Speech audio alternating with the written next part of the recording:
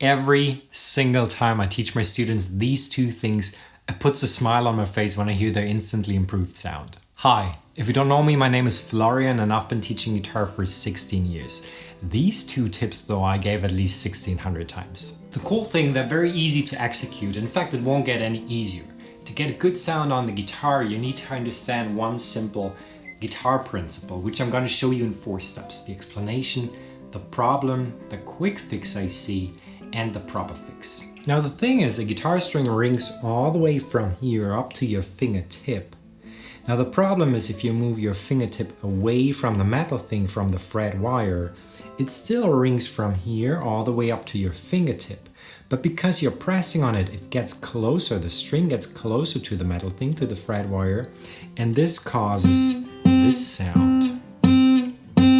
Now the quick fix is to press harder on the string, and you can get away with it, but it causes other problems which I'm going to address in a second. The proper fix is place your fingertips close to the fret wires. Now you might say, that's it? You could have said that in the first seconds. Yes, it sounds simple, it is simple, but this is the hard part. You need to do it every single time. It doesn't matter what you play, melodies, chords, position shifts, whichever genre speaks to you.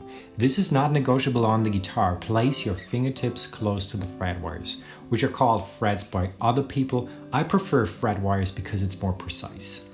I constantly remind my students of doing so, and eventually it becomes second nature. This was tip number 1, get close to the fret wires. By the way, with close, I don't mean on top of it. I just mean as close that you feel the fret wire at your fingertip.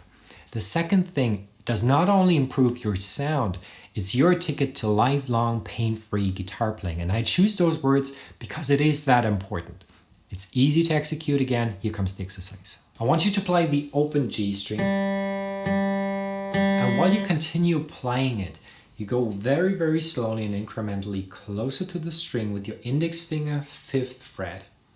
And then you press on it until you achieve pitch. This is what it's going to sound like. So you hear the open string, you get closer to it, you get in touch with it, it gets muted, you press on it, and there you go, you achieved pitch. You don't need to press much more than that. You only want to achieve pitch, that's it. Let's do it again. Open string, get closer to it, get in touch with it, it gets muted, and then you achieve pitch. There is no point in pressing any harder than just the bit that you need to achieve pitch. In fact, it sounds terrible if you press harder. You wear out your guitar much faster, your hand gets tired, you increase the likelihood of hurting yourself, and eventually you might give up guitar playing altogether. If this is what you want, then don't listen to me. Get close to the fret wires, always. Apply only as much pressure as you need to achieve pitch.